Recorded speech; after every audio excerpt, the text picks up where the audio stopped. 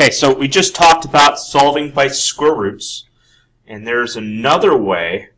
Not only can I solve something by factoring and square roots, but I can solve it by doing something called the quadratic formula, which is x equals negative b plus or minus radical b squared minus 4ac all over 2a. That's your quadratic formula. X equals negative b plus or minus radical b squared minus 4ac all over 2a. Okay? So this is all based off this idea that I have one side being 0, and I have 0 equals ax squared plus bx plus c. So what I need to know is I have to know how to apply this. So that's where I gave you guys 3 steps in order to use the quadratic formula to solve. Okay? So in this problem, I have 6n squared minus 5n minus 12 equals 12. So my first step is to get one side of the equation equal to 0. So I'm going to take 6n squared minus 5n, and I'm going to subtract 12 from both sides to make one side 0. So I have one side being 0. So the next thing that I want to do is find out what a, b, and c are in this equation.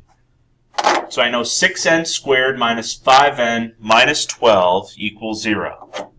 So I know ax squared plus bx plus c equals 0. This is standard form. Ax squared plus bx plus c is standard form. So I want to identify what a is. A is what's in front of x squared, or in this case n squared. So a is 6. B is what's in front of x, or just n in this case. So it's going to be negative 5. And then c is what's the constant term. So in this case, it's going to be negative 12.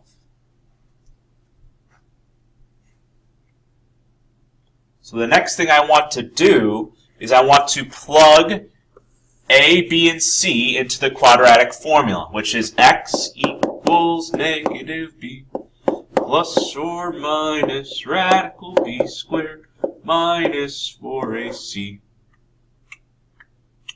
all over 2a. So I'm going to plug each a and b and c value into this formula. So x equals negative of b, so I'm going to put negative 5 in place of b, plus or minus negative 5 squared minus 4 times 6 times negative 12. And divide that all by 2 times 6.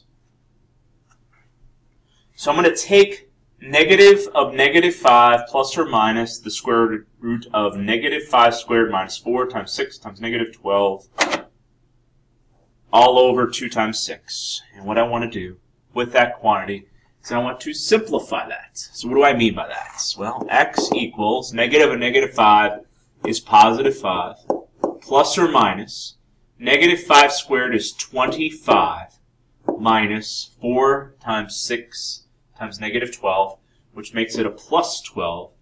So I'm taking 24 times 12, which is 288. And divide that by 12.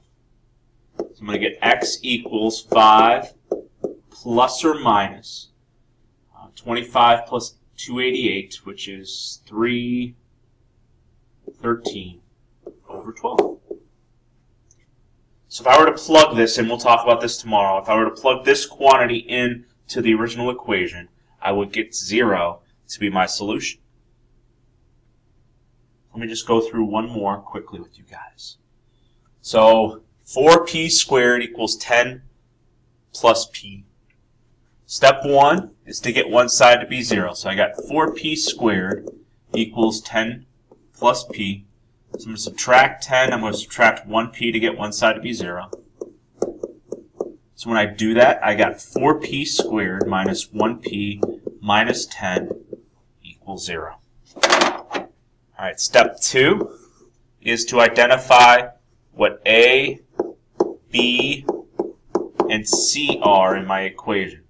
So A is 4, B is -1, C is -10. All right, step 3, I'm going to plug it into the quadratic formula.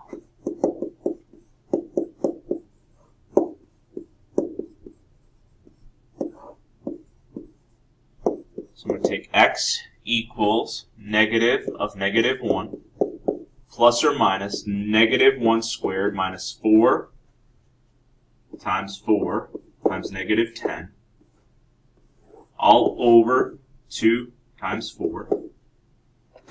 And then step 4 is just to simplify.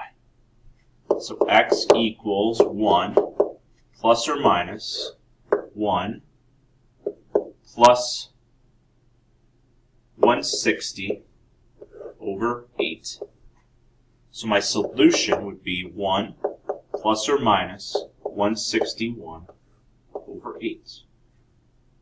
We're going to talk more about this tomorrow, but I encourage you guys to try the next few problems in the homework, and we will talk about it tomorrow. See you.